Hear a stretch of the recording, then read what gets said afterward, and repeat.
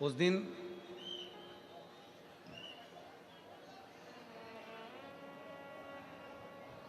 तीन बेलपत्र,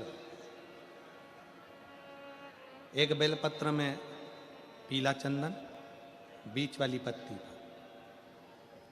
जिस दिन तुम्हें लगे कि मैं बहुत दुखी चल रही हूं और मेरा काम हो ही नहीं रहा, बहुत तकलीफ की जिंदगी चल रही है, कोई हाथ पकड़ने वाला नहीं है, कोई संभालने वाला नहीं है और बहुत तकलीफ हो रही है, बहुत तकलीफ। उस समय पर एक बेलपत्री के बीच वाली पत्ती पर पीला चंदन, दूसरी पत्ती पर लाल चंदन और तीसरी पत्ती पर 11 चावल गीले, पानी में उसको थोड़ा सा भिगो लें या धो लें, 11 चावल गीले शिव जी की उस पत्ती पर रखें।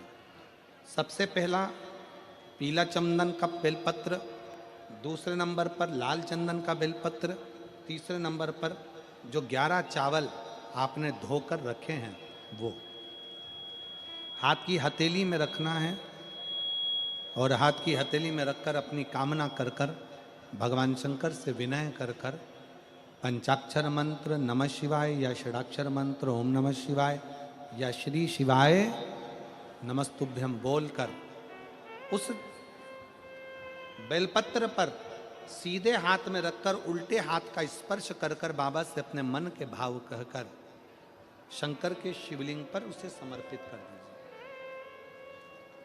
एक ही लोटा जल, जहां से जल बहता है अशोक सुंदरी वाली जगह, एक ही लोटा जल, जहां से जल बहता है उस जल बहने वाली जगह पर 3 बार उस जल को अपनी कामना कर कर श्री शिवाय नमस्तुभ्यम या पंचाक्षर मंत्र या षडाक्षर मंत्र बोलकर 3 बार उस स्थान पर गिरा दीजिए। गिराने के बाद में बाबा से विनय कर कर अक्षत वाली जो बेलपत्र है, एक बेलपत्र और एक अक्षत उसमें से अपने लिए लेकर आ जाओ। उसको 2 महीना 3 महीना अपने घर में रखिए।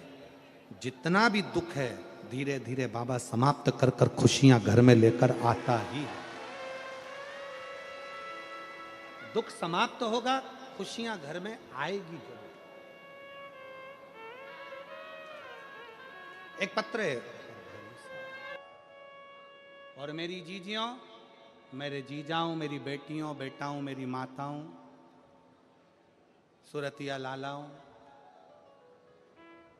सूरत के रहवासियों, गुजरात की पवित्र भूमि पर रहने वाले मेरे दशंकर के अंश रूप आप सब,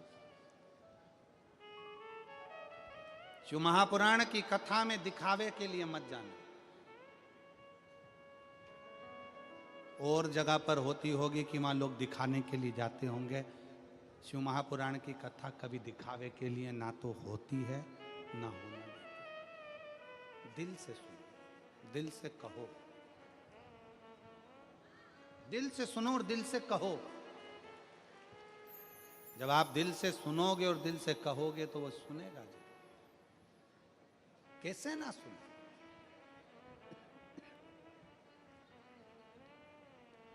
शिव कथा कह रही है,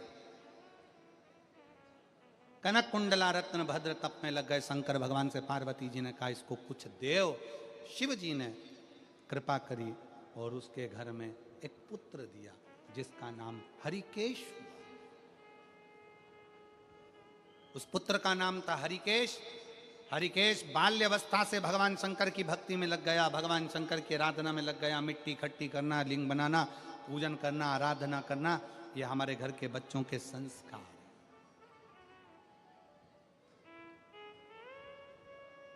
और संस्कार बहुत जरूरी है। वस्त्र ऐसे पहनो जो तन को ढके और भोजन ऐसा करो जो पेट को भरे। अपने घर के बच्चों को वो संस्कार दीजिए, अपने घर के बच्चों को वो संस्कार प्रदान करिए कि जीवन में कहीं भटकना नहीं है।